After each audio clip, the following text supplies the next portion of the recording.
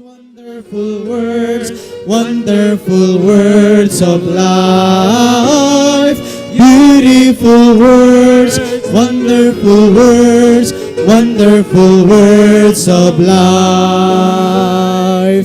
Christ the Blessed One gives to all wonderful words of life. Sinner listed a loving call, wonderful words of life, oh so freely given, wooing us to heaven. Beautiful words, wonderful words, wonderful words of life. Beautiful words, wonderful words, wonderful words of life. Sweetly echo the gospel call, wonderful words of life. Offer pardon and peace to all, wonderful words of life. Jesus only Savior, sanctify forever. Beautiful words, wonderful words, wonderful words of life. Beautiful words, wonderful words, wonderful words of life. Amen. The Bible stands like a rock undaunted. Let us sing the song.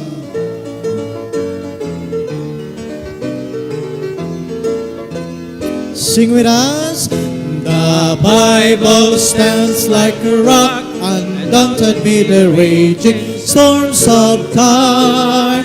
Its pages burn with the truth eternal, let it spread for the lights of life. The Bible stands though the hills may tumble, it will firmly stand. When the earth shall crumble, I will plant my feet on its firm foundation, for the Bible stands.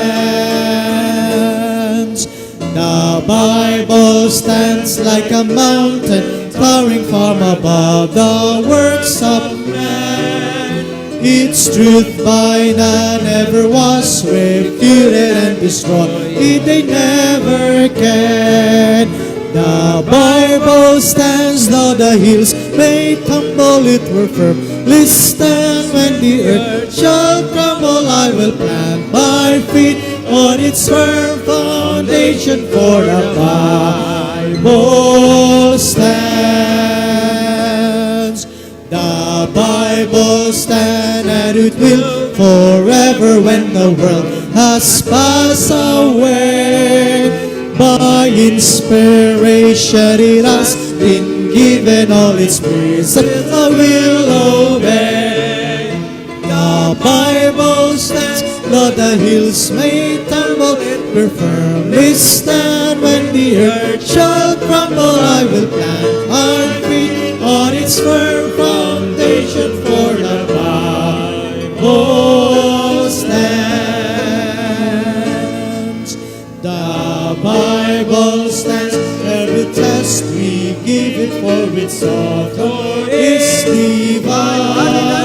By grace alone I expect to live it and to prove it and make it mine. The Bible stands, though the hills may tumble, it will firmly stand. When the earth shall crumble, I will plant my feet on its firm foundation, for the Bible stands. He keeps me singing.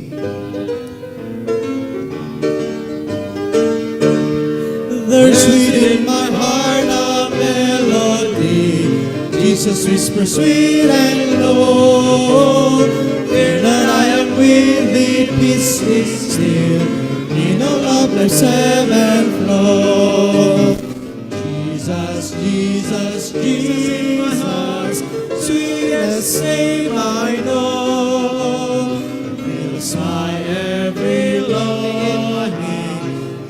singing as I go. All my life was wrecked by sin and strife. Discord filled my life with pain. Jesus went across the broken streets, stir the slumbering chords again. Jesus, Jesus, Jesus, sweetest name I know, fills my every longing, keeps me singing as I go.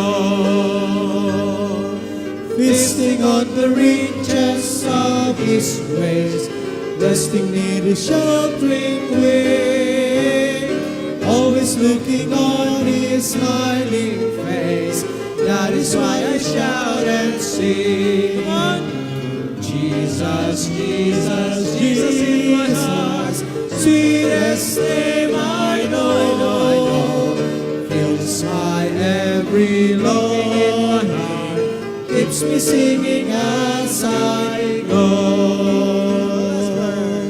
Though sometimes He leads through waters deep, trials all across my way. Though sometimes the path seems rough and steep, see His footprints all the way. Jesus, Jesus, Jesus, sweetest name I know, fills my every longing, keeps me singing as I go. Soon is coming back to welcome thee. Jesus is coming again. Far beyond the starry sky, I shall wing my flight to worlds unknown. I shall wait with Him on high. Jesus, Jesus, Jesus, sweetest name I know, fills my every longing, keeps me singing as I go. Let's sing one more song. He lives within my heart. Amen. All together. I serve a risen Savior who's in the world today. I know that He is living, whatever men may say. I see His hand of mercy, I hear His voice of cheer, and just the time I need Him, He's always there. He lives, where Jesus lives today. He walks with me and talks with me along life's narrow way. He lives, salvation to impart. You ask me how I know He lives. He lives within my heart. In all the world around me, I see His loving care. And though my heart grows weary, I never will despair. I know that He is leading through all the stormy blast. The day of His appearing will come at last. He lives, as Jesus lives today. He walks with me and talks with me along life's narrow way. He lives,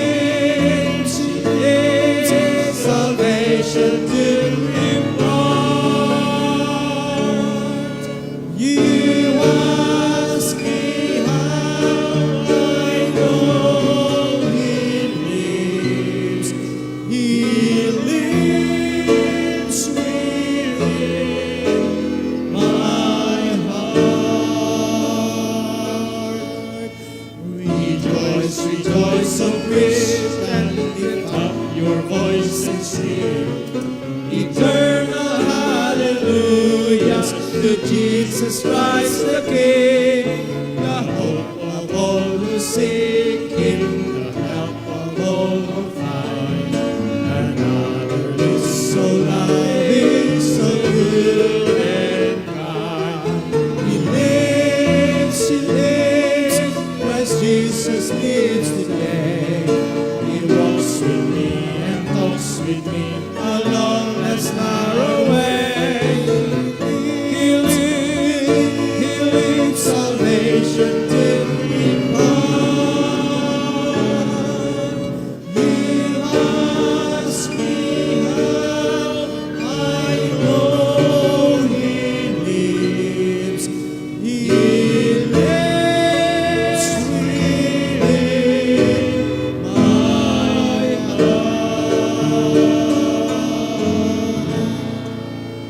Amen.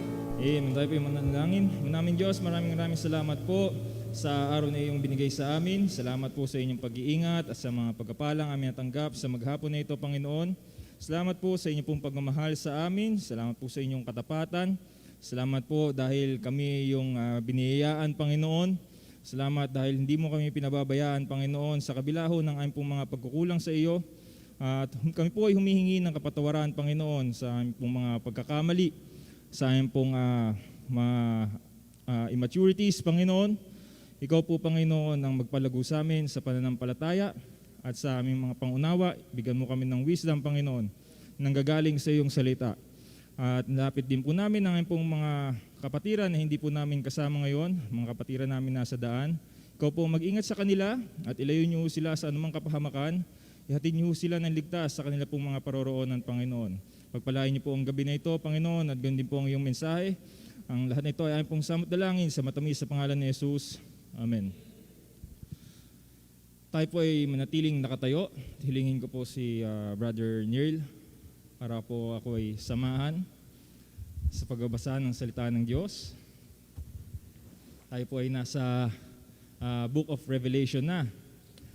At tayo pong basahin po natin Revelation chapter 1 verses 1 to 11, chapter 10 verse 1 to 11, and chapter 11 verses 1 to 19.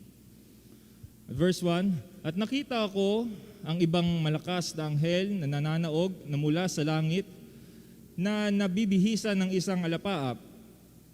At ang bahaghari ay nasa kaniyang ulo, at ang kaniyang mukha ay gaya ng araw, at ang kaniyang mga paa ay gaya ng mga haliging apoy. At may isang maliit na aklat na bukas sa kanyang kamay, at itinungtong ang kanyang kanang paa sa dagat, at ang kanyang kaliwa ay sa lupa. At sumigaw ng malakas na tinig na gaya ng leon na umaangal, at pagkasigaw niya ay ang 7 kulog ay umugong. At pagkaugong ng 7 kulog ay isusulat ko sana, at narinig ko ang isang tinig na mula sa langit na nagsasabi, tatakan mo ang mga bagay na sinalita ng 7 kulog at huwag mong isulat. At ang anghel na aking nakita na nakatayo sa ibabaw ng dagat at sa ibabaw ng lupa ay tinaas ang kanyang kanang kamay sa langit. At ipinanumpa iyong nabubuhay magpakailan-kailanman, na lumalang ng langit at ng mga bagay na naroroon, at ng lupa at ng mga bagay na naririto, at ng dagat at ng mga bagay na naririto, na hindi na magluluwat ang panahon. Kundi sa mga araw ng tindig ng ika-7 anghel, pagkamalapit na siya ay humiip, kung magkagayoy ganap na ang hiwaga ng Diyos, ayon sa mabuting balita na kaniyang isinaysay sa kaniyang mga alipin na mga propeta. At ang tinig na aking narinig na mula sa langit ay muling nagsalita sa akin at nagsabi, humayo ka, kunin mo ang aklat na bukas na nasa kamay ng anghel na nakatayo sa ibabaw ng dagat at sa ibabaw ng lupa. At ako'y naparoon sa anghel na nagsabi ako sa kaniya na ibigay sa akin ang maliit na aklat. At kaniyang sinabi sa akin, kunin mo ito at ito'y kanin mo at papapaitin ang iyong tiyan. Datapwat sa iyong bibig ay magiging matamis na gaya ng pulot. At kinuha ko ang maliit na aklat sa kamay ng anghel at aking kinain. At sa aking bibig ay matamis na gaya ng pulot. At ang aking makain ay pumait ang aking tiyan. At sinasabi nila sa akin, dapat kang manghulang muli sa maraming mga bayan at mga bansa at mga wika at mga hari. At binigyan ako ng isang tambong katulad ng isang panukat, at may isang nagsabi, magtindig ka, at sukatin mo ang templo ng Diyos at ang dambana at ang mga sumasamba doon. At ang loob ang nasa labas ng templo ay pabayaan mo, at huwag mong sukatin sapagkat ibinigay sa mga hintil at kanila yuyurakang 42 buwan ang banal na siyudad. At may ipagkakaloob ako sa aking 2 saksi, at sila'y magsisipang hulang 1,200 at 60 araw na nararamtan na magagaspang na kayo. Ang mga ito ay ang 2 punong olibo at ang 2 kandelero na nakakatayo sa harapan ng Panginoon ng lupa. At kung nasain ng sino man na sila ipahamak, ay apoy ang lumalabas sa kanilang bibig at lumalamon sa kanilang mga kaaway. At kung nasain ng sino man na sila ipahamak, ay kailangan ang mamatay sa ganitong paraan. Ang mga ito ay may kapangyarihang magsara ng langit upang huwag umulan sa loob ng mga araw na kanilang hula, at may kapangyarihan sila sa mga tubig na mapaging dugo at mapahirapan ng lupa ng bawat salot sa tuwing kanilang nasain. At pagka natapos nila ang kanilang patutuo, ang hayop na umahon mula sa kailaliman ay babaka sa kanila at pagtatagumpayan sila at sila ay papatayin. At ang kanilang mga bangkay ay nasa lansangan ng malaking bayan na ayon sa Espiritu ay tinatawag na Sodoma at Ehipto, na doon din naman ipinako sa krus ang Panginoong nila. At ang mga tao mula sa gitna ng mga bayan at mga angkan at mga wika at mga bansa ay nanunood sa kanilang mga bangkay na 3 araw at kalahati, at hindi itutulot ng kanilang mga bangkay ay malibing. At ang mga mananahan sa ibabaw ng lupa ay mga gagalak tungkol sa kanila at mga tutuwa, at sila'y magpapadalahan ng mga kaloob sapagkat ang 2 propetang ito ay nagpahirap sa nangananahan sa ibabaw ng lupa. At pagkatapos ng 3 araw at kalahati, ang hininga ng buhay na mula sa Diyos ay pumasok sa kanila, at sila'y nangagsitindig at dinatnan ng malaking takot ang mga nakakita sa kanila. At narinig nila ang isang malakas na tinig na nagsasabi sa kanila, umakyat kayo rito, at sila'y umakyat sa langit na isang alapaap, at pinagmasdan sila ng kanilang mga kaaway.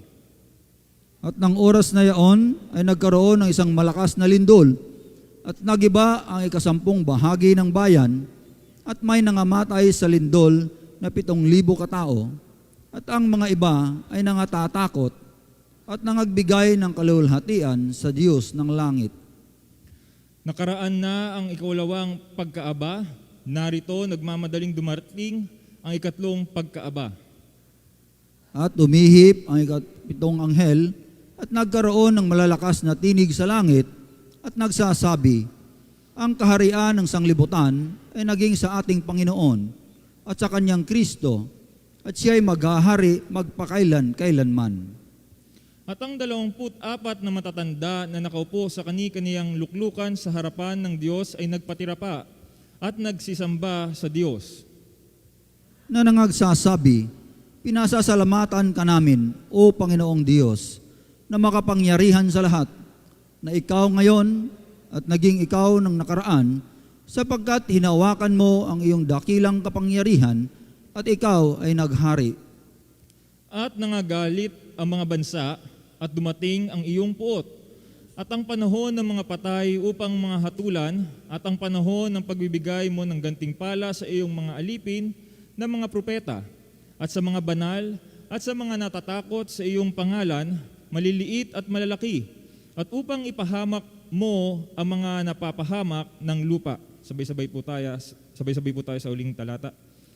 At Nabuksan ang templo ng Diyos na nasa langit, at nakita sa kanyang templo ang kaban ng kanyang tipan, at nagkaroon ng mga kidlat, at mga tinig, at mga kulog, at isang lindol, at malaking granizo.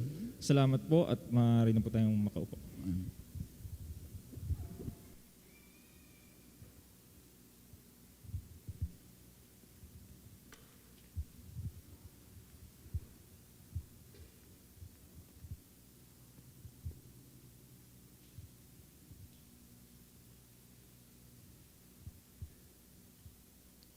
Sound check.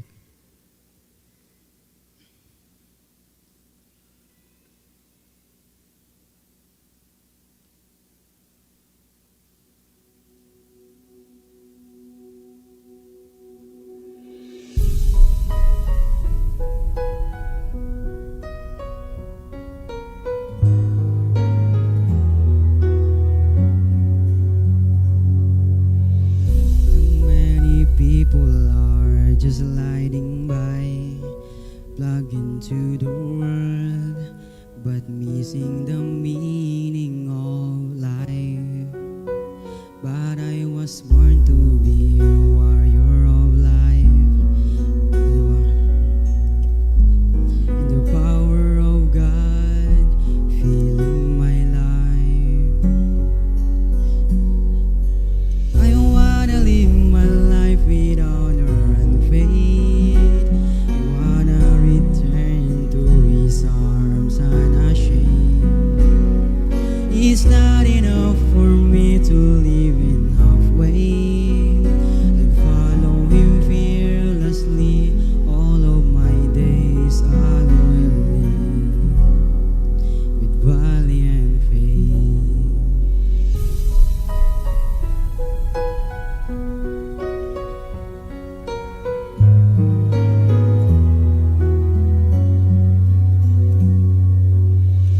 I live for ages, I've prepared for this life.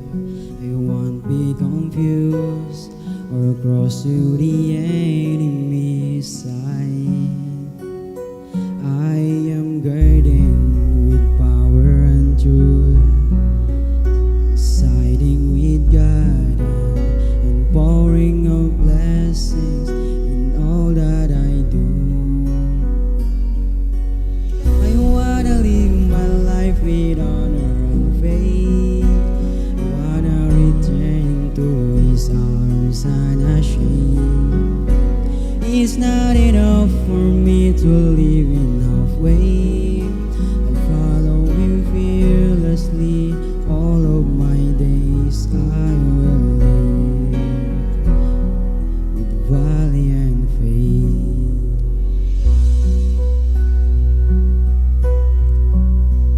Valiantly, fearlessly, fighting for the mighty King.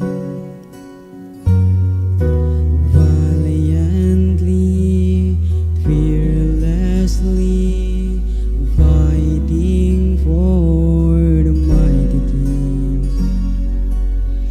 I wanna live my life with honor and faith. I wanna return to His arms unashamed. It's not enough for me to live in halfway. I follow Him fearlessly. All of my days I will live with valiant faith.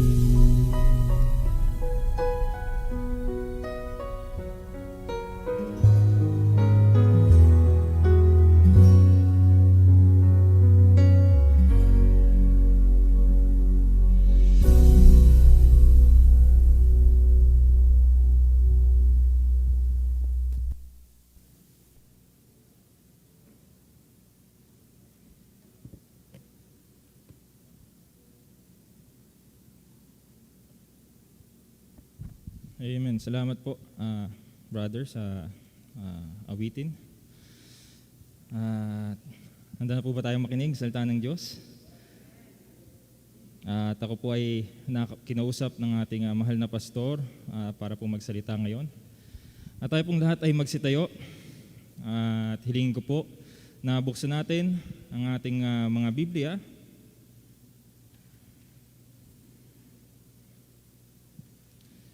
sa Isaiah chapter 55. Isaiah chapter 55 verses 8 to 9. Riyan na po ba tayo? Sabay-sabay po nating basahin. Verse 8 to 9, Isaiah 55 verses 8 to 9. Ready? Begin. For my thoughts are not your thoughts, neither are your ways my ways, saith the Lord. For as the heavens are higher than the earth, so are my ways higher than your ways, and my thoughts than your thoughts. Tayo po ay sandaling manalangin. Aming Diyos, maraming salamat po sa pagkakataon na ito na kami muling mag-aaral ng iyong salita. Ikaw po ang mangusap sa amin, ikaw po ang bigay sa amin ng malalim na pangunawa at pag-intindi ng iyong salita, Panginoon. Ikaw po ang mag-reveal sa amin ng gusto mong sabihin sa bawat isa sa amin, Panginoon. At salamat, Panginoon, sa pagkakataon na ito. At kami po ay narito sa bahay-sambahan. Natin ito ay ang pong samtalangin sa matamis sa pangalan ni Jesus. Amen. Marunong po kayong makaupo.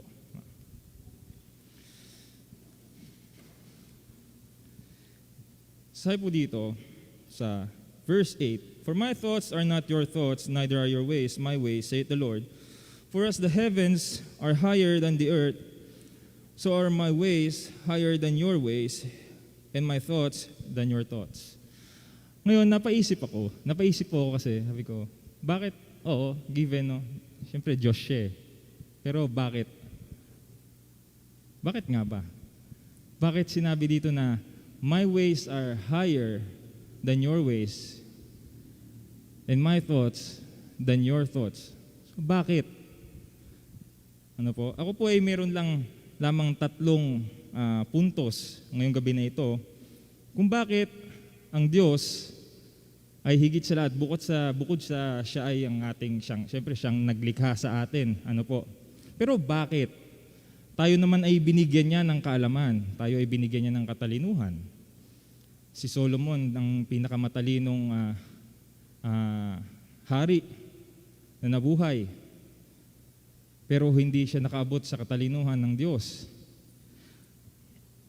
So, nais ko pong hayaan niyo po ako na ibahagi sa inyo ang point number 1. Bakit ang Diyos o ang pamamaraan ng Diyos ay higit kaysa sa ating mga pamamaraan? Number 1, because God is omnipotent or omnipresent, number 1. Because God is omnipresent. So since the beginning, kung babasahin ho natin ang John chapter 1 verse 1, John chapter 1 verse 1, in the beginning was the Word, and the Word was with God, and the Word was God. Meaning, simula pa nung simula, andyan na siya. Wala pa tayo, andyan na siya. Yung mga hidden na mga knowledge na hindi natin alam ngayon, alam niya. Yung mga hindi natin, mga events na hindi natin inabutan, nakita niya. At bago pa mangyari yung mga yon, andyan na siya. Sabi dito, in the beginning, God created the heaven and the earth. So bago pa magsimula ang mundo, bago pa likhain ng mundo, andito na siya. Kasi siya ang naglikha eh. So bago pa may mundo, meron ng Diyos. So sabi dito, since the beginning of time, He is there. So He is never absent. He is never absent. Kahit saan tayo magpunta, nariyan siya. Kahit minsan, kapag meron tayong gagawing mga bagay, nararamdaman natin yung presensya niya. At yung presensya niya minsan ang nagdi-dictate sa atin, kung tayo ay matatakot ba, or makaka-feel ba tayo ng security, or nagigilty ba tayo. Pag may gagawin tayong kasalanan, nararamdaman natin na may nakatingin sa atin. Pero kapag tayo naman ay nakakaramdam ng panganib, nararamdaman natin na may nagbabantay ho sa atin. Tama ho?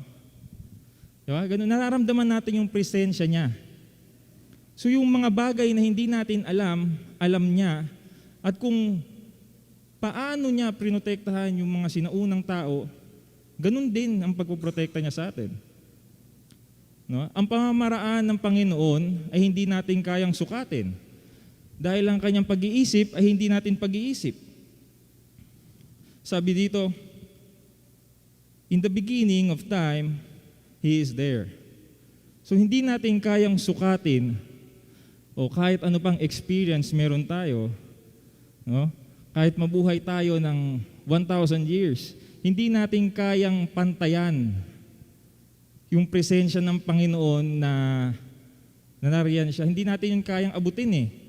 Kung yung dami ng taon na nandito siya, na-witness niya yung tao, simula kay Adan, alam niya ang ugali ng tao.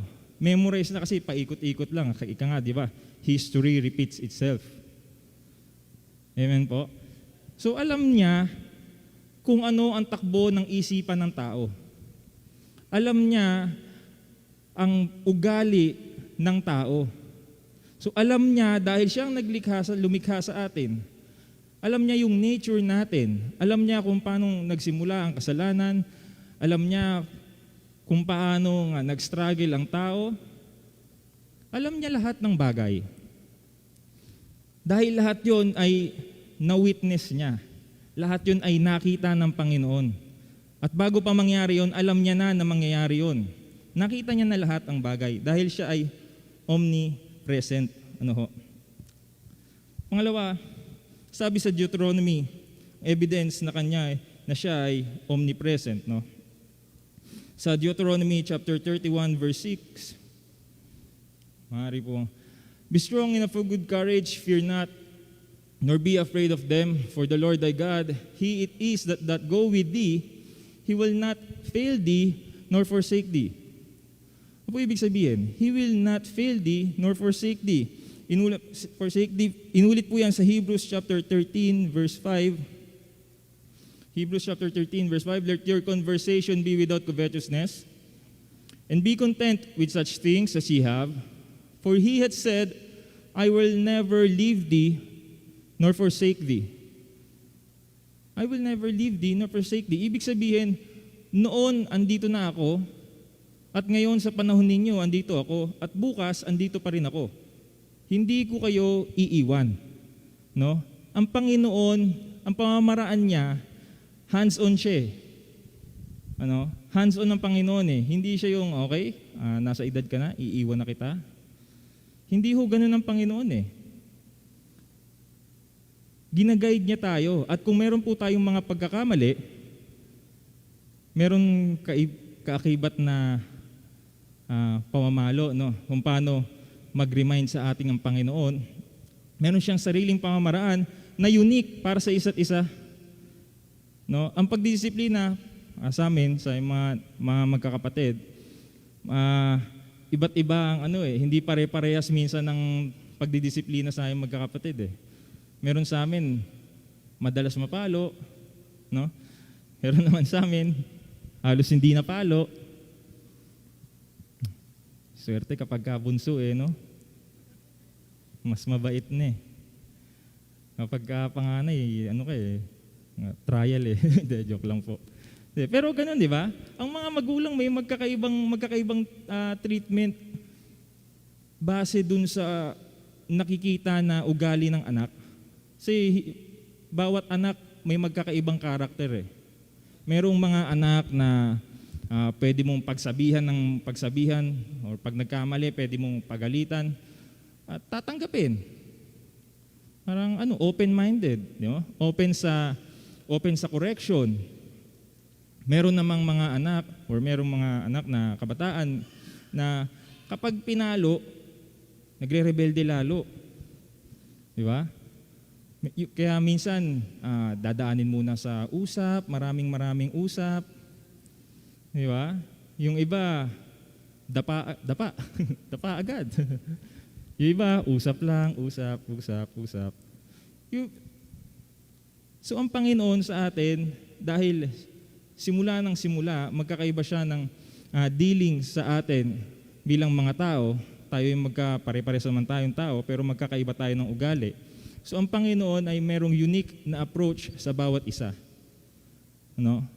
Sa dinami ng taong mga nauna po sa atin, Tingin ko naman paulit-ulit lang ang ugali ng mga tao Di ba? Gaya-gaya lang naman yan Minamana lang naman yung mga ugali Di ba? Yung iba, sumpa na minana. Yung iba naman, talagang malikhain lang ang isip. Di ba? Pero yun at yun ang dinidil ng Panginoon. Yun at yun ang nakikita ng Panginoon. Pero bago pa mangyari yung mga yun, nakita niya na. Nakita niya na. Dahil bago pa ang mundo ay siya na.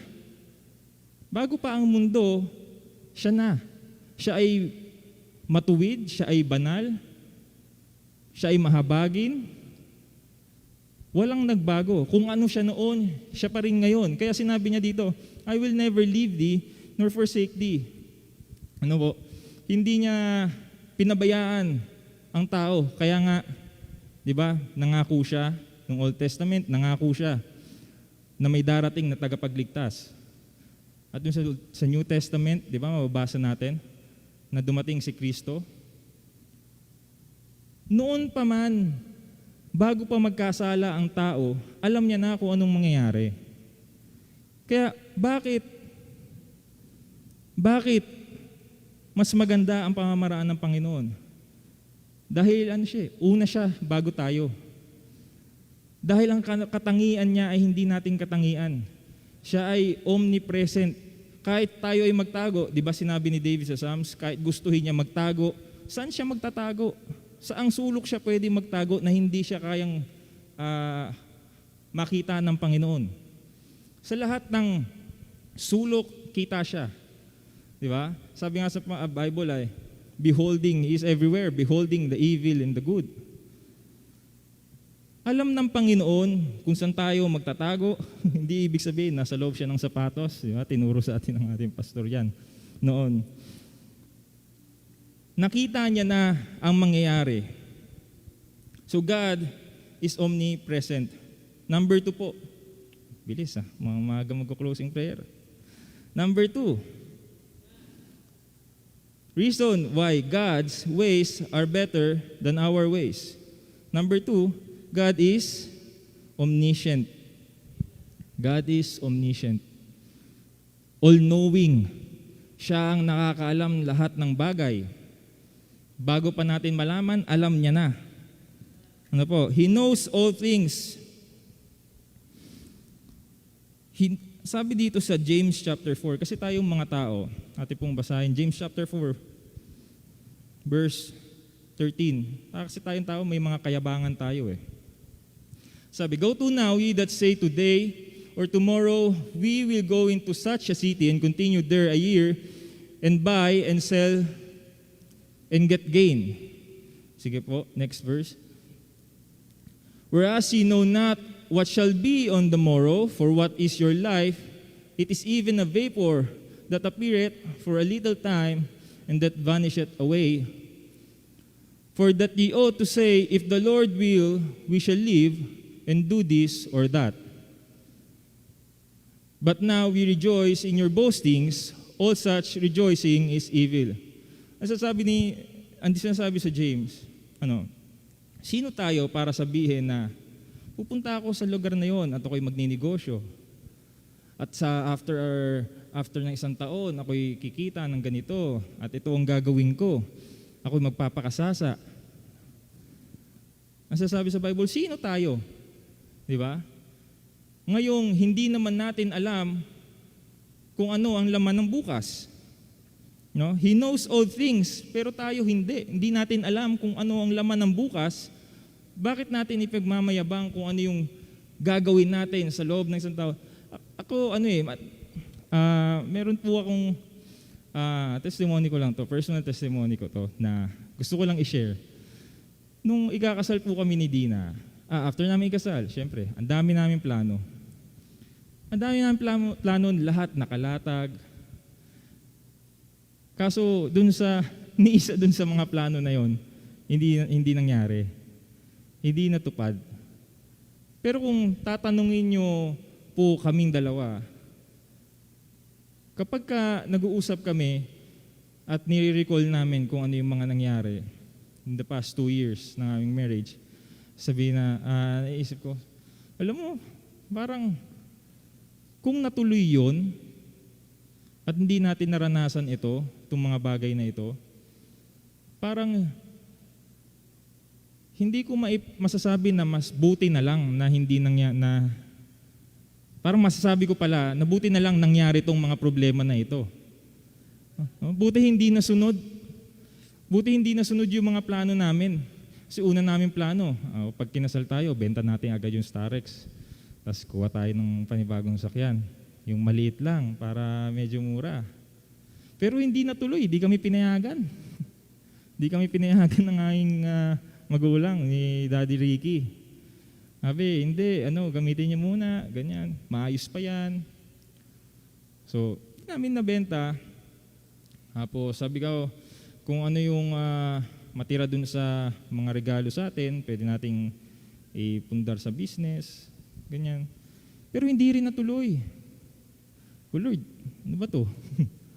Parang walang natutuloy sa lahat ng plano namin. Di mo ata kalooban na ikasal kami Parang mali ata to Sabi ko, dumating yung panahon na nagkaroon kami ng problema. Ngayon, yung problema na yon, ang naging sagot, yung Starex. Sabi ko, may mga tinulungan kami ng aming mga magulang, pero malaking bagay na hindi pala nabenta yung Starex nung una pa lang. So sabi ko, Lord, bakit ang talino mo? Di ba? Lord, bakit ang bait mo sa amin?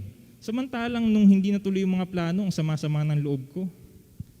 Sabi ko, Lord, ang sama ng loob ko tatampo ako sa inyo Kasi hindi natuloy yung mga plano namin ni Dina Gusto naming mag-road trip pangarap namin mag-road trip Kaya lang, hindi natuloy. Karoon kami ng problema. Pero ang naging sagot ng Panginoon, yung gusto namin noon na ibenta, yung hindi natuloy, yun yung ginawang sagot ng Panginoon upang kami ay makatawid dun sa problema na yun. Kaya yung katalinuhan ng Panginoon ay hindi natin kayang pantayan. Sabi nga sa Bible, di ba po, ang kamangmangan ng Diyos ay mas matalino pa sa katalinuhan ng tao. Hindi natin kayang sukatin ang katalinuhan ng tao. Hindi natin kayang i-predict. Hindi natin kayang i-predict anong gagawin ng Diyos. Dahil hindi nga natin alam kung anong mangyayari mamaya after ng prayer meeting. Tama ho? Hindi natin alam kung anong mangyayari bukas. Hindi natin alam kung ano ang pagpapala na tatanggapin natin, anong pagpapalo ang tatanggapin natin. Tangi ang Diyos lamang ang nakakaintindi. Kasi siya yung nakakita dahil siya ay omnipresent. Siya ang nakakakita ng whole picture ng lahat nangyayari sa ating buhay. Lahat ay kita niya. Yung big picture, kita niya. Yung hindi natin kita, kita niya.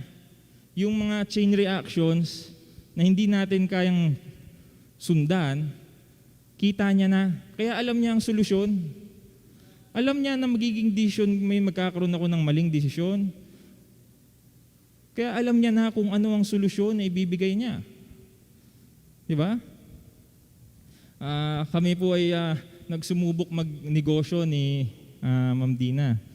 Nagnegosyo kami ng Polytron. Bili na kayo. Joke lang. Hindi. Kami po ay sumubok magnegosyo. At ngayon, yung workout namin, ngayon meron kaming isang account na commercial account. It is malaking account, bus company. Ito meron silang, I think, Sir Mario, 200 buses po ba yan? 200 buses. At kami pumunta doon, nag-demo kami. At positive naman yung demo, kaya lang hinarang kami. In short, hindi kami natuloy. May mga resistance na nangyari. So, hindi kami natuloy. Pagkatapos nun, sabi ko, Panginoon, alam mo na meron kaming pinagdadaanan. Lord, kahit pa birthday mo na sa akin. Kasi October 18 October 21, birthday ko. Alam nyo na ha. October 18, nagkaroon kami ng demo doon, presentation. October 21, sabi ko, Lord, kahit pa birthday nyo na po ito, nagpe-pray ako. Sabi ko, meron po, alam nyo naman ho ang pinagdadaan namin, alam nyo ang kalagayan namin. Gusto kong makapagbigay kasi alam ko November, last na bayad ng lote. Gusto ko pong makapagbigay. Gusto ko pong makapagbigay, sabi ko sa Panginoon. Kaya lang hindi niya binigay. Hindi kami natuloy. Sabi ko, Lord, pero hindi ako nakaramdam ng kahit anong lungkot. Hindi ko alam bakit. That time, hindi ko pa po alam bakit. Bakit di ako nakakaramdam ng lungkot? Bakit di ako nagtatampo? Dati naman, nagtampo ko. Maliit na bagay nga, nagtampo ko. Ito, malaking bagay na to. Hindi ako nagtampo. Sabi ko, Lord, bakit parang excited ako? Bakit hindi po ako nagtatampo? Pinilit ko na nga eh. Sabi ko kay Sister Dina, ba't kaya hindi ako naggalit? Sabi ko, ba't di ako naggalit? Ba't di ako nalulungkot? Kahit pilitin ko malungkot. Sabi ko sa kanya. Tapos, after a week ba yun? After a week, nalaman namin na buntis siya, na pregnant siya. Sabi ko, Lord, mas maganda pa pala yung regalo mo sa akin. Samantalang titingan ko yung material na bagay. Tapos, niremind ako ng Panginoon. No? Sabi ko kasi, Lord, paano ko susuplayan? Paano ko susuplayan yung pangangailangan ng asawa ko, pangangailangan namin, yung problema namin? Paano po namin susuplayan? And then, nalaman namin na buntis si Sister Dina. Sabi ko, Lord, ang ganda naman ng regalo mo. Mas maganda pa yung regalo mo. Tapos pumasok sa isipan ko yung Matthew chapter 6 na na-remind ako nung sarili kong out. Kasi yun po yung dati kong na-preach. Nagbabasa ako nung mga dati kong outline. Na-remind ako na sinabi doon, worry not. Basahin po natin. No? Matthew chapter 6. So makita nyo rin po. Basahin natin. Matthew chapter 6. Verses. Simula tayo sa verse 24. Verse 24 to 34.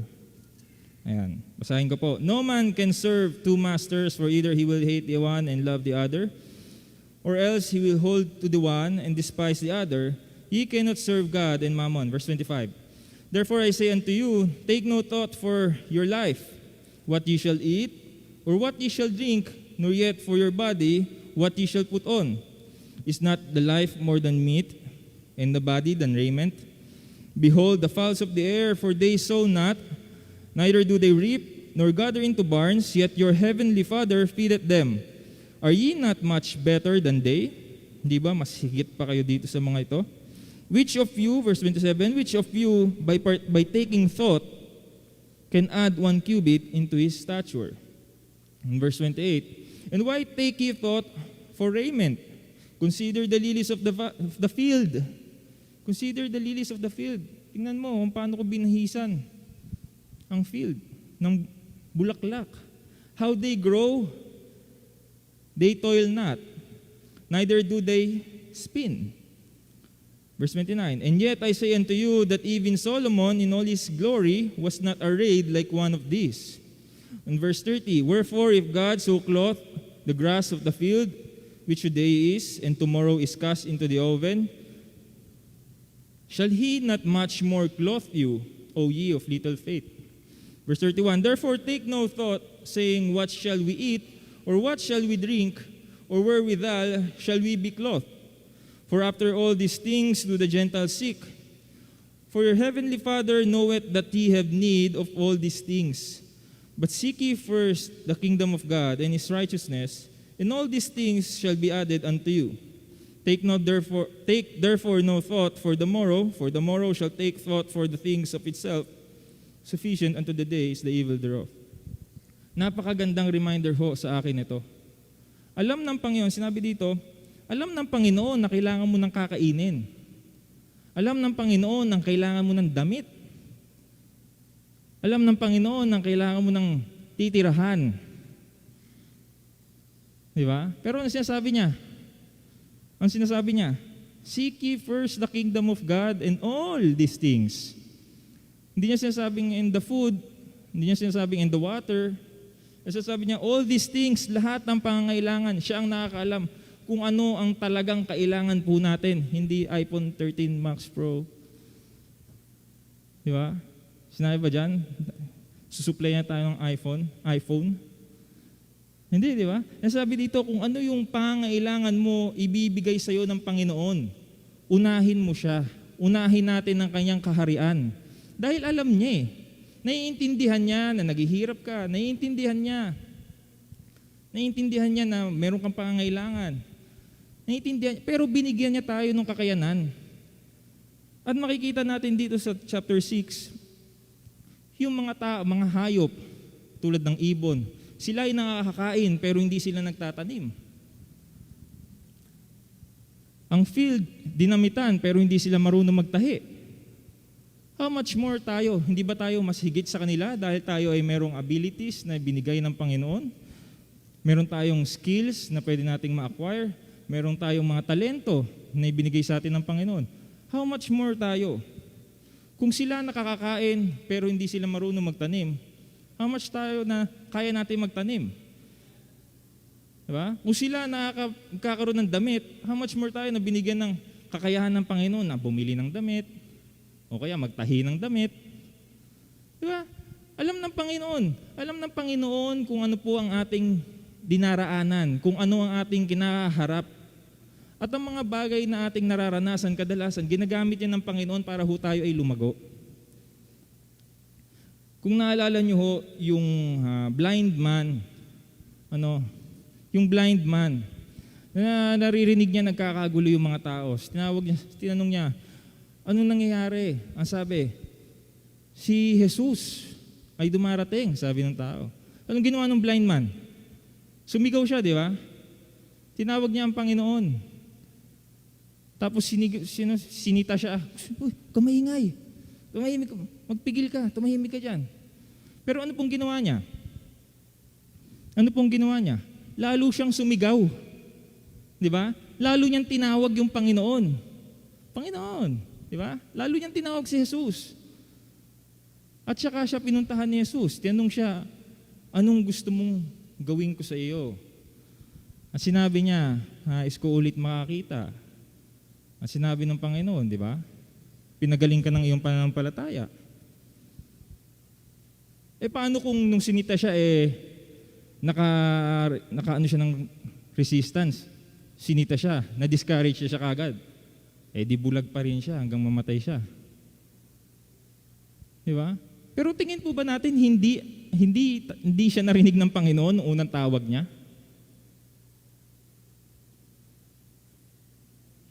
Tingin ba natin hindi alam ng Panginoon yung kalagayan niya? Na bulag, na may tatawag sa kanyang bulag?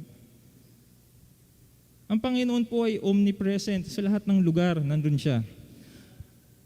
At number 2, ang Panginoon ay omniscient. Ang lahat ng bagay ay alam niya. Narinig niya. Unang beses pa lang, ako po ay naniniwala, unang beses pa lang na tinawag siya, narinig niya na. Pero minsan, gusto ng Panginoon na ipakita natin kung gaano tayo kadesidido dun sa ating hinihingi. Gusto niya makita kung gaano tayo kadesidido sa ating hinihingi. Kung gaano ba natin ito inaasam. Kung ito ba ay makakalulugod sa Kanya. Ang ating bang hinihingi ay makalulugod sa Kanya. Di ba sinasabi ho sa Ecclesiastes na lahat ng gawin mo, everything under the sun, kung hindi mo sinusunod ang commandment ng Panginoon, lahat ito ay vain. Lahat ito ay walang kabuluhan. Yumaman ka, kumita ka, kung wala ang Diyos sa iyong plano, lahat yan walang kabuluhan. Bakit? Dahil lahat yan iiwan natin. Lahat ng material na bagay dito, iiwan po natin yan. At kung hindi natin hahanapin ang Panginoon, kung hindi natin siya pupuntahan, kung hindi natin siya kikilalanin, lahat ng bagay natin ginawa dito sa mundo ay walang kabuluhan. Sayang lang yung buhay na ipinagkatiwala niya sa atin. Sayang lang yung kaligtasan na ibinigay niya sa atin.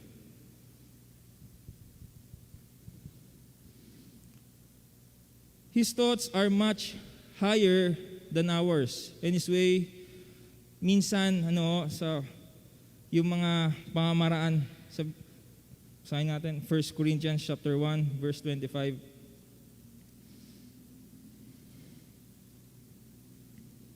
1 Corinthians, because the foolishness of God, ito po yung sasabi kanina, the foolishness of God is wiser than men, and the weakness of God is stronger than men.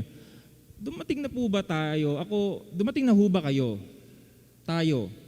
Sa punto na, Panginoon, parang walang sense yung nangyayari sa buhay ko. Yung ginagawa mo sa buhay ko, Panginoon, parang walang connect. Lord, parang ito po, yung testimony namin sa amin dalawa ni Dina. Lord, naghihirap na kami. Bakit hindi mo binigay sa amin? Parang walang sense. Akala ko ba, my God shall supply all my need. Bakit hindi mo binigay yung supply? Di ba? Kasi hindi ko maintindihan. Lord, bakit? Bakit? Bakit ho? Sa tingin natin, bakit?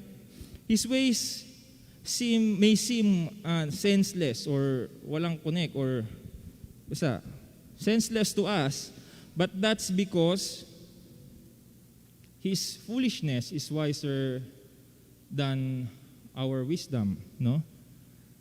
Yung kamangmangan niya ay mas matalino pa sa ating pinakamataas na IQ na abot ng tao. Kaya hindi natin maiintindihan ang mga desisyon ay ginagawa sa atin ng Panginoon. Dahil sa katalinuhan niya, hindi natin kayang abutin. Amen po? Nung nalaman namin na buntis si Dina, kaya pala. Lord, thank you. Kaya pala hindi ako nakaramdam. Kaya pala parang excited ako pero hindi ko alam kung saan ako excited. Sabi ko sa kanya, Love, parang excited ako pero bakit kaya? Saan ako excited? Excited ba ako sa kahirapan? Sabi ko, bakit? And then, yun yung naging sagot. Kaya sobrang, Lord, napahiya ako. Sorry. Sorry po, Panginoon. Pinangungunahan ko kayo. His ways are higher than our ways. He made everything beautiful in this time. God will make everything beautiful in His time. Ecclesiastes chapter 3, verse 11. God will make everything beautiful. Isipin nyo kung ibinigay sa atin ng Panginoon, walang kahirap-hirap, meron bang halaga yon? May bigat ba yon? May bearing ba yon? Hindi natin pinaghirapan eh. Kumbaga, maranasan ba natin kung gano'n natin pinapahalagahan yung mga bagay na yon? Hindi tayo lalago. Because God is omniscient. So number 1, God is omnipresent. Number 2, God is omniscient. And number 3, God is omnipotent. His ways are higher than our ways because God is omnipotent. He is all-powerful. He is all-powerful. Genesis chapter 1, verse 1. Unang-unang verse sa Bible. Genesis chapter 1, verse 1. In the beginning, God created the heaven and the earth. In the beginning, God created the heaven and the earth. He spoke, no? He made the universe out of nothing. Nagsalita lang siya. Sinong kaya magluto ng adobong manok nang walang manok? Si Sir Julius daw kaya magluto ng adobong manok na walang manok. Kaya magluto ng adobong manok na walang manok? Sinong kaya magluto ng sinigang na baboy na walang baboy? Paano ka magkakaroon ng sinigang na baboy kung walang baboy? Pwede ba yun? Pwede ka bang mag-drive ng kotse kung wala kang kotse? Walang kotse na hawakan? Pwede ka bang magbasa kung wala kang binabasa? Pwede ka bang lumikha ng kahit ano? Kung ano man, kung ano, baka may maisip po kayo eh. Ako, wala akong maisip. Lumikha kayo ng kahit ano na wala kayong gagamiting ingredients o wala kayong gagamiting parts. Kaya ba natin yon? Hindi. Ako, hindi ko kaya yun. Ewan ko kayo, kaya nyo. Ako, hindi ko kaya yun eh. Pero sabi dito, He spake the universe into existence. Sinabi lang niya. Ganun siya makapangyarihan. He made something out of nothing. He is all-powerful. Sinong kayang pumantay sa Panginoon? Sinasabi ng iba, walang Diyos. Iniwala ka sa Diyos. Inimbento lang yan para ma-control yung crowd. Di ba? Inimbento lang yung religion para makontrol yung crowd. Walang Diyos. Pero sabi sa Bible, the fool saith in his heart, there is no God. So wag po tayo magtataka kung may mga tao na nagsasabi na walang Diyos. The fool saith in his heart, there is no God. Minsan, yung kapangyarihan ng Diyos parang too good to be true kasi. Too good to be true. Paano mo nabing may Diyos, di ba? Too good to be true eh. Out of nothing, nagkaroon. Sa science, kapag inaral yung evolution, may pinanggalingan lahat. Lahat may trace. At trace nila lahat. Di ba? Too good to be true, ano yan? Scam? Di ba? Sabi nila, pag too good to be true, scam eh. Pero hindi eh. Totoo eh. Totoo na may Diyos. Bakit ang ilong mo ay hindi baliktad? Di ba? Pag tiningnan nyo ang sistema ng katawan, kung paano ang sistema ng katawan, walang pinagkaiba yan sa sistema sa real world eh. Sa totoong buhay may pulis. Tama? Sa loob ng katawan may pulis. Tama po? Alam yung pulis? White blood cells. Di ba? Sila yung, kumbaga, mga pulis. Di ba? Sa loob ng katawan, sabi nga sa loob ng katawan may dugo. Di ba? Sa sasakyan, ang sasakyan may dugo din. Anong dugo ng sasakyan? Yung langis. Kaya paano mo malalaman kung okay pa yung sasakyan mo? Yung makina mo, ang check, nila lab test, yung used oil analysis, ginagamitan nila ng used oil analysis yung langis para malaman kung okay pa. Diba? Kung hindi ba nadadamage yung sasakyan mo. Ganon din sa katawan. Paano malaman kung okay ka pa? Check yung dugo, check yung sugar, check yung cholesterol. Yung sistema sa labas, bakit ganon kung walang nag-design? Bakit ganon ang takbo ng utak ng tao kung walang nag-design? Meron silang naiisip na sistema. Sinong naglagay nun doon? Wala pa akong unggoy na nakaisip nun. He is all-powerful. He created all things. He spoke the universe into existence. He made something out of nothing. Ganun siya makapangyarihan. Ginawa niyang hari ang batang pastol. Si David, si Haring David. Isang batang pastol, sino mag-aakala na magiging hari siya ng napaka-lakas na bansa?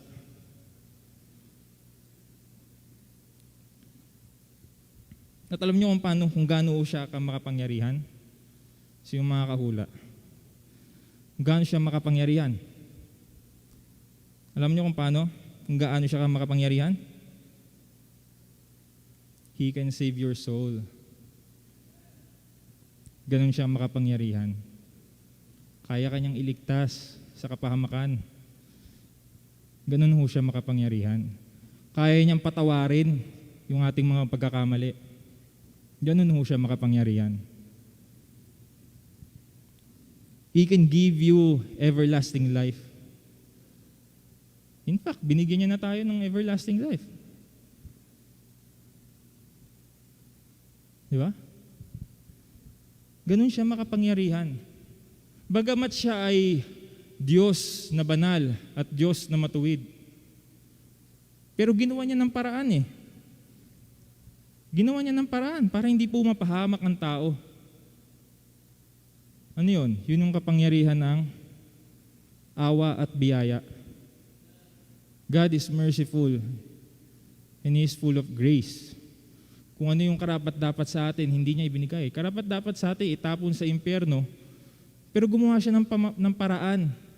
Ipinadala niya yung bugtong niyang anak, yung nag-iisang niyang anak, ipinadala niya upang mamatay para bayaran ng ating mga kasalanan.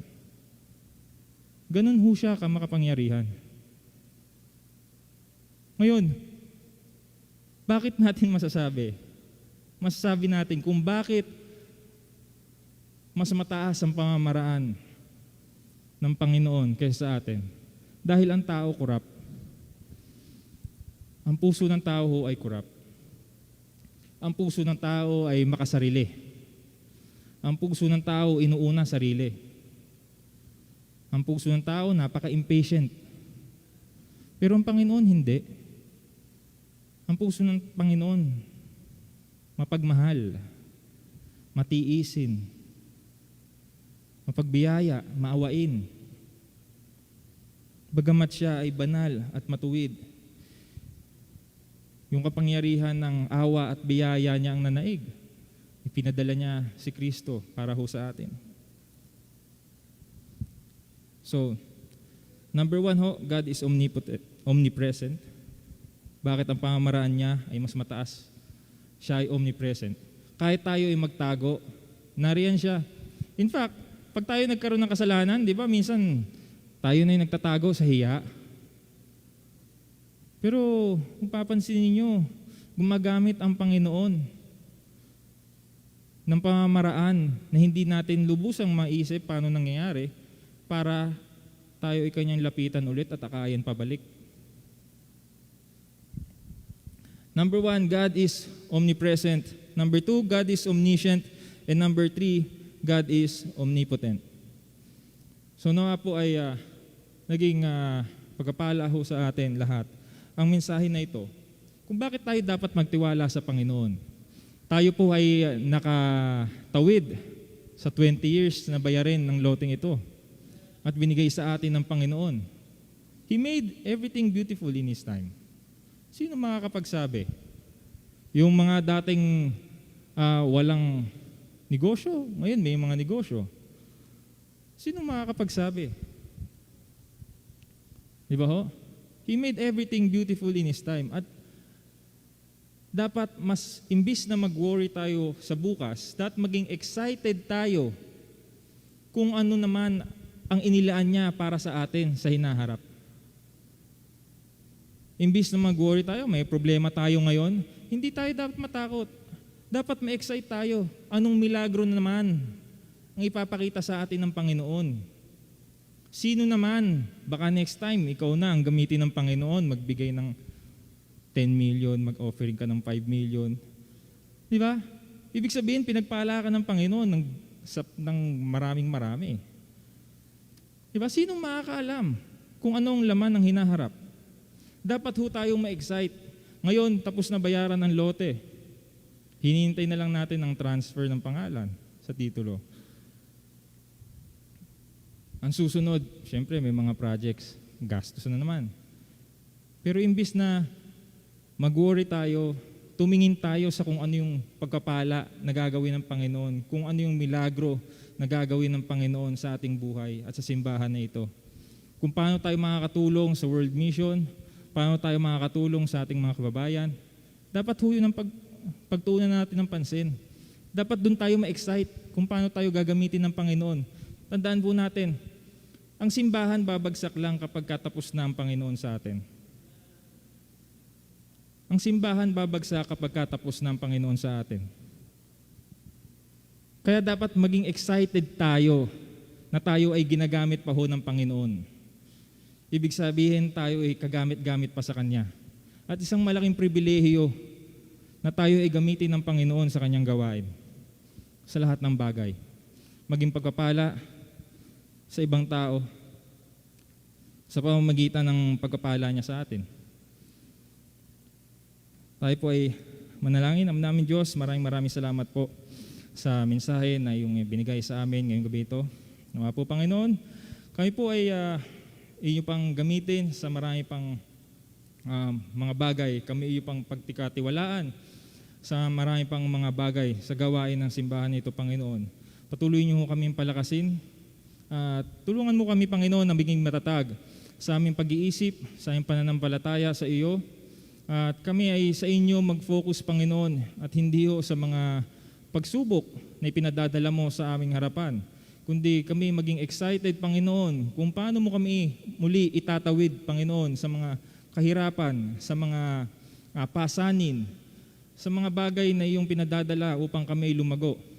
Kami, Panginoon, ay bigyan mo ng malawak na pagtingin at malalim na pangunawa, Panginoon, upang kami ay patuloy na lumago sa iyong biyaya, Panginoon.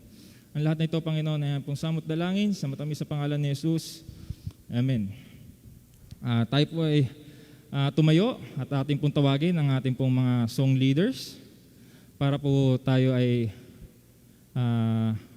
umawit ng isang masiglang awitin bago po tayo pangunahan ni Brother Sainel sa ating pong offertory prayer.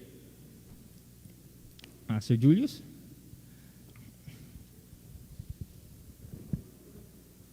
Amen. Awitin natin ang Nothing is Impossible with God. Awitin natin lang buo itong awitin ito. Amen.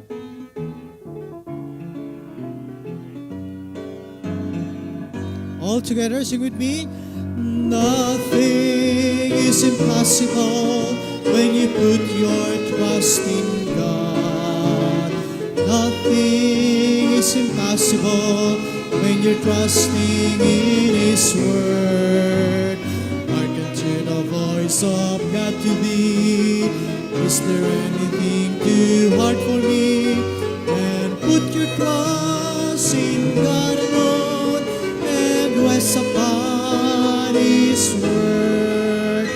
For everything, oh everything, yes, everything is possible with God. I read in the Bible the promise of God that nothing for Him is too hard. Impossible things He had promised to do if we faithfully trust in His Word. Nothing is impossible when you put your trust in God. Nothing is impossible when you're trusting in His Word. Hearken to the voice of God to thee. Is there anything too hard for me? Then put your trust in God alone and rest upon His Word. For everything, oh everything, yes, everything is possible with God. All things are possible. This is His Word. Receive it, is written for you. Believe it, His promises God cannot fail. For what He has said He will do. Nothing is impossible when you put your trust in God. Nothing is impossible when you're trusting in His Word.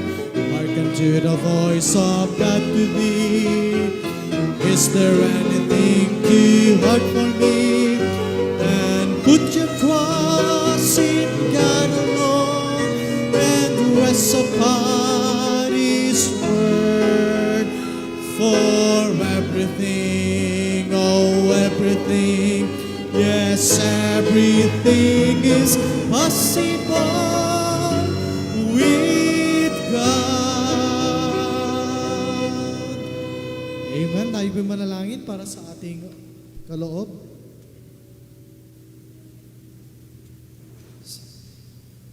Okay po, tayo po'y manalangin.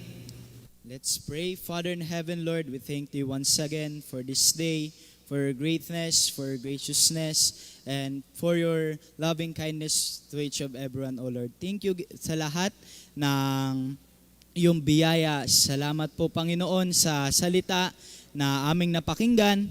At nawa, O Lord, ito po patuloy ang tumulong po sa amin na kami po patuloy lumago, lumapit, at magpatuloy na maglingkod sa iyo because your God is omnipotent, omniscient, and omnipresent. At bawat isa po, salamat po sa kanilang presensya na nandito po ngayon. Maraming salamat po, Panginoon, sa lahat ng mga biyaya, sa lahat ng iyong pagtulong po sa amin. At salamat din po na we know we are not worthy, hindi po kami karapat-dapat, but thank you for the opportunity and privilege na kami po ay makapaglingkod sa inyo. At muli, O Lord, kami po ay lumalapit sa inyo at nagpapasalamat po sa aming kaloob. Salamat po sa iyong pagpapala, sa mga business po ng bawat isa. Salamat po sa iyong puso na patuloy niyo po kaming ginagabayan at patuloy niyo po kaming tinutulungan. At salamat po, Panginoon, sa iyong pagmamahal po sa amin. Muli, Panginoon, ikaw po patuloy na maluwalhati sa aming buhay. Linisin niyo po aming puso't isipan at binabalik namin po lahat ng papurit pagpapasalamat sa inyo sa tanging pangalan ng aming Panginoong Hesus. Amen.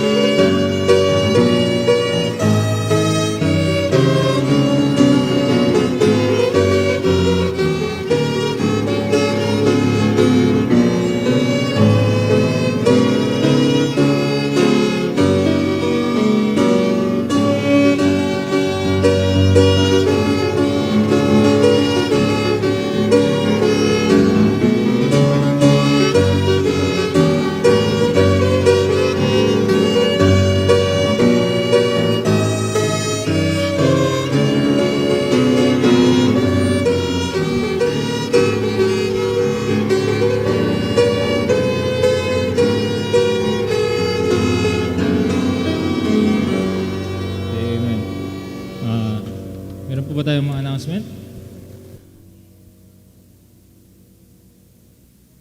Announcement po, Pastor. Medical mission sa Marinduque. Ngayon pong pakasama po sa prayer, ang medical mission ho, ngayong Sabado sa Marinduque, safety ng mga pupunta. At ganun din po ang kalooban ng Panginoon sa bawat na makakadalo. Nawa ay marami po ang maka-attend, no? At ano pa po, meron pa po bang karagdagang announcement?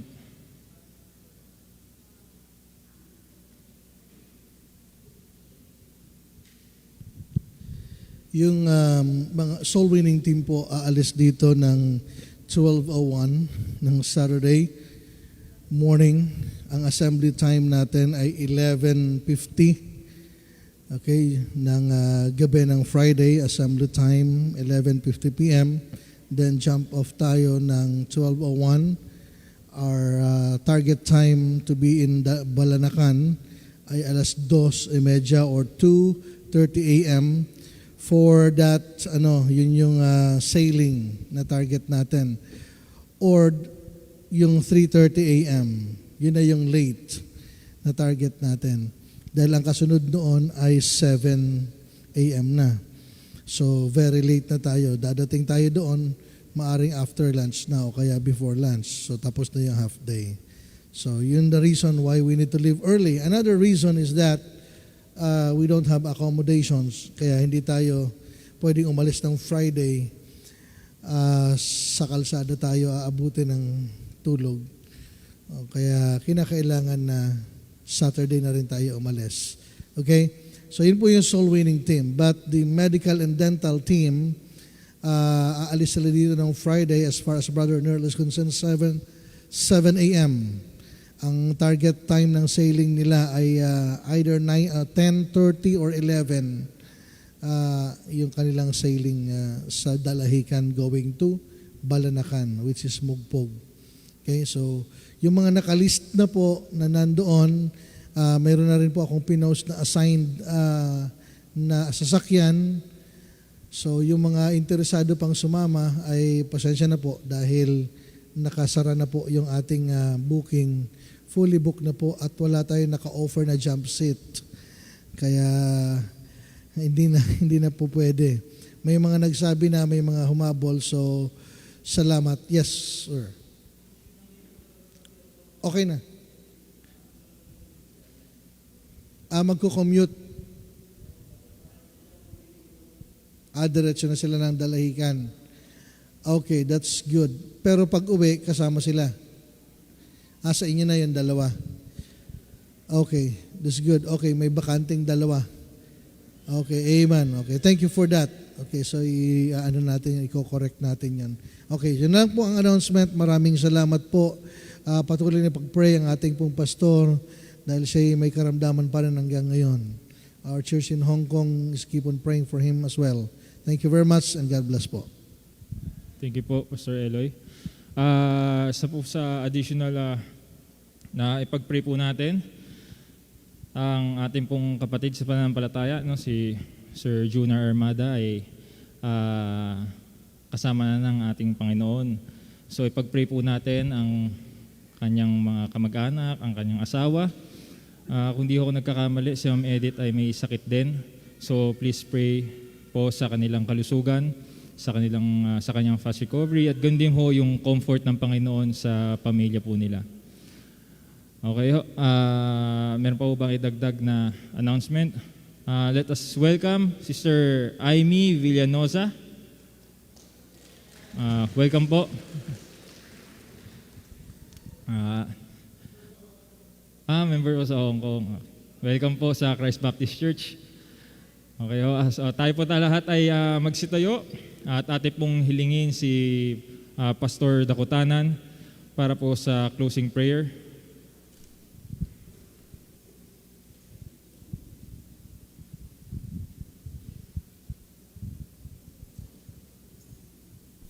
Tayo manalangin. Hello, Mike. Hello. Tayo manalangin.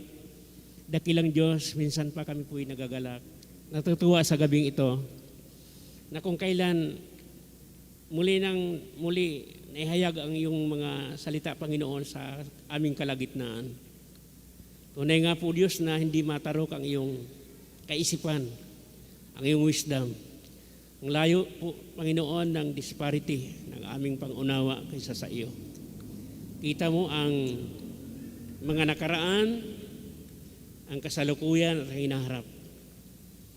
Salamat, O Diyos, dahil kahit kami makasalanan, marumi sa iyong harapan, nakita mo kami at kami iyong dinampot at iniligtas sa kasalanan. Sa gabing ito, dakilang Diyos, salamat po sa mga narito, dakilang Diyos na nag-iyong salita. Nawa, maging mabaon namin, dakilang Diyos, sa pang-araw-araw namin na buhay. O dakilang Diyos, sa aming pong pag-uwi, sa aming kanya-kanyang tahanan, ihatid mo kami ng ligtas at malulahati. Sa gabing ito, dakilang Diyos, sa aming hiling, ang iyong mahal na bendisyon, Panginoon, ng bawat isa sa amin. In Jesus' mighty name, Amen. Amen. Maraming salamat po sa lahat ng umaten at ganyan po sa mga kasama natin sa live stream. Sumatin po ang pagkapala ng Panginoon Jesus.